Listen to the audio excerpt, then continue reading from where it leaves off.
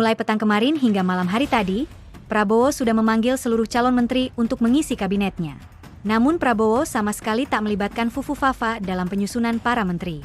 Tragedi Fufufafa bukanlah hal yang sepele bagi Prabowo, bagi keluarga Prabowo, dan bagi orang terdekat Prabowo, termasuk bagi para kader Gerindra.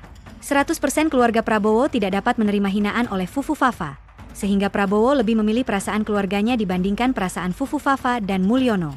Sebagian orang terdekat Prabowo dan sebagian kader Gerindra juga telah mengungkapkan ke Prabowo bahwa tindakan Fufufafa tersebut tak dapat dimaafkan. Dengan alasan itu, maka Prabowo memutuskan untuk membuat jarak dengan Fufufafa dan Mulyono. Tindakan itu dilakukan Prabowo selain menjaga perasaan keluarganya yang dihina oleh Fufufafa, dalam diri Prabowo pun juga tak bisa menerima hinaan itu. Hinaan itu lebih tak bermoral dibandingkan penilaian 11 dari 100. Rumor tak dilibatkannya Fufufafa dalam penentuan kabinet semakin kencang berhembus dari berbagai sumber dan dari berbagai berita.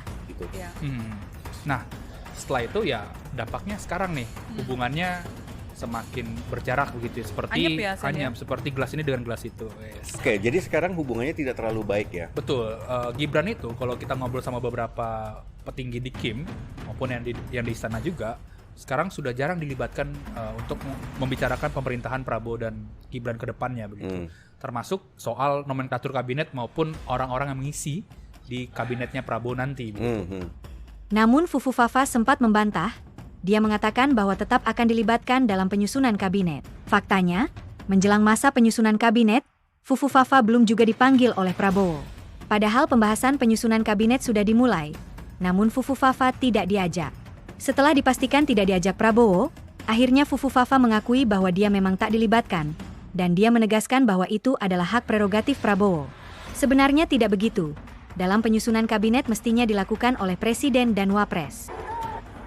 Sekali lagi, untuk susunan kabinet kita serahkan sepenuhnya ke Pak Presiden terpilih.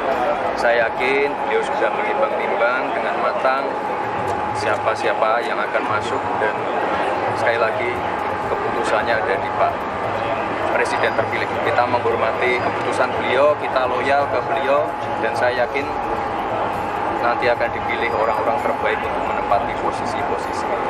Beredar isu bahwa akibat semakin vulgarnya Prabowo menjauhi Fufufafa, membuat Mulyono panik dan ketakutan.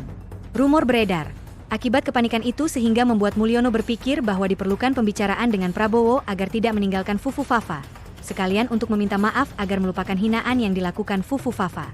Beberapa pihak mengatakan bahwa ketakutan itu membuat Mulyono mempertemukan Prabowo dan Fufufafa di tempat yang tidak biasa, yaitu di Solo. Mulyono merayu Prabowo. Namun, meskipun pertemuan itu sudah dilakukan, kelihatannya Prabowo tetap tidak mau melibatkan Fufufafa dalam penentuan kabinet.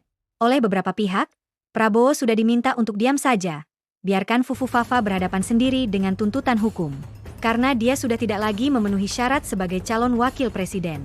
Perkara itu akan dituntut baik itu sebelum pelantikan, maupun setelah pelantikan. Dan itu ada pembenarnya dari sisi hukum tata negara, karena yang bersangkutan tidak lagi memenuhi syarat, baik syarat kemampuan atau kecakapan jasmani rohani ya, utama, dan syarat tidak melakukan perbuatan tercela.